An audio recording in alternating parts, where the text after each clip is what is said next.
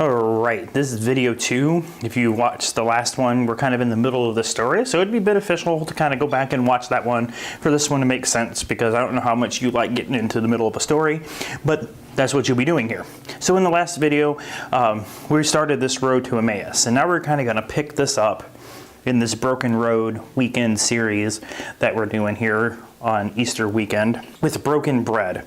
And we're going to visit these guys who are on the road to Emmaus, and they're walking home from all the events and stuff that had happened at Easter, that had happened on Good Friday, sorry, not Easter. And so we're going to pick this up, and as I said, if you haven't watched this other one, I'd go and give it a quick watch. But we're picking up now. Jesus, they had just told him everything that had happened to him. It's kind of interesting. Two people were walking along, and Jesus comes along, and they start telling him everything that happened to Jesus. And it's really kind of an interesting thing. But here, so after they said all that, and after that kind of conversation happened, this is where we pick up in verse 25 of Luke 24. Then Jesus said to them, "You foolish people, you find it so hard to believe all that the prophets wrote in the scriptures. Wasn't it clearly predicted that the Messiah would have to suffer all these things before entering glory?" Then Jesus took them through the writings of Moses and all the prophets, explaining from scriptures the things concerning himself. By this time, they were nearing Emmaus at the end of their journey. Jesus acted as if he was going on, but they begged him, "Stay the night with us, since it is getting late." So he went home with them. As they sat down to eat, he took the bread and blessed it, and then he broke it and gave it to them. Suddenly their eyes were open, and they recognized him, and he disappeared from their sight. So it's kind of like, at that moment, he disappeared. So, gone. I want to take this moment here and look at, real quickly, what I think kind of comes out of this. And as we reread verse 30, it says, "As they sat down to eat, he took the bread and blessed it, and broke it, and gave it." And they recognized.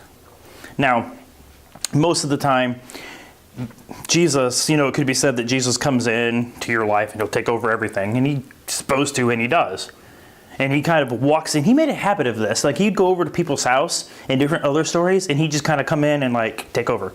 And that's what he did here. He took over the dinner table. He walks in, they're sitting down at dinner, and he's like, "Hey, what's up going on here?" And he starts passing food out and praying and all of that stuff and being Jesus. And they still aren't really recognizing what's going on. But as he took the bread here, and he began to break it, and gave it to them.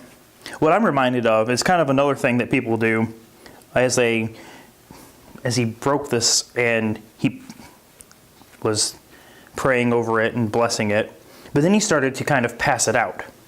Now, when you pass something out, most people don't go like this. He was either doing this, or he was just giving them pieces of it as he was passing it out. But what's exposed, right, when you pass out something like this? And so he's giving them pieces of the bread, and what's exposed? His wrist. What had happened to him? And so Jesus was taking this, and kind of what we resemble as communion, the breaking of bread and the blessing and all of that. And that's kind of what we do with communion. We also kind of do that on Good Friday and other times throughout in the church. And at this moment, though, they recognize him because they see his wrists. And then he disappeared. So leave it to Jesus, right, to pass out bread, them giving them a perfect time to recognize him, and then he disappears. He didn't say anything else. He didn't even stay for dinner. He's come in, messed up all the food, and then he just gone. Leave it to Jesus to do something like that. And that's kind of where this part of the story kind of stops. It stops with this recognizing of Jesus.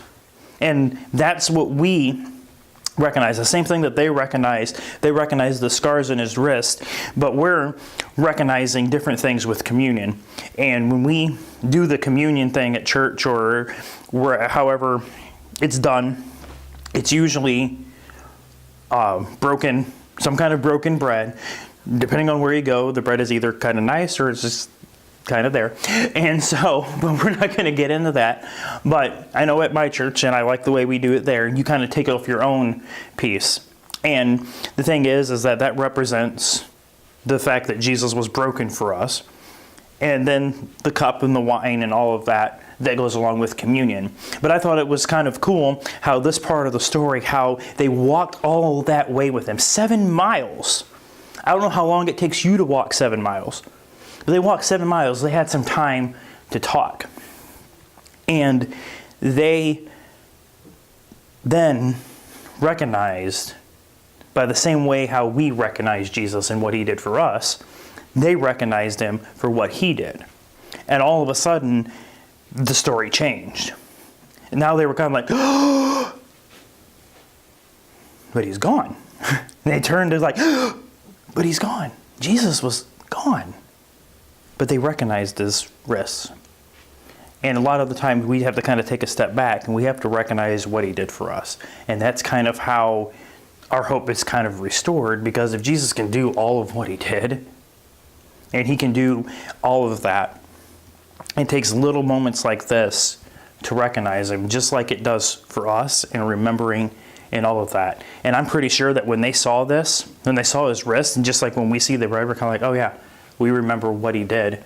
They were like, oh, well, I would know what caused that. I was there. I saw it. And as we're going to see in the continuation of the story, some things happen. A little bit different stuff goes on. But I'm going to take this moment as they did and just kind of remember what Jesus did.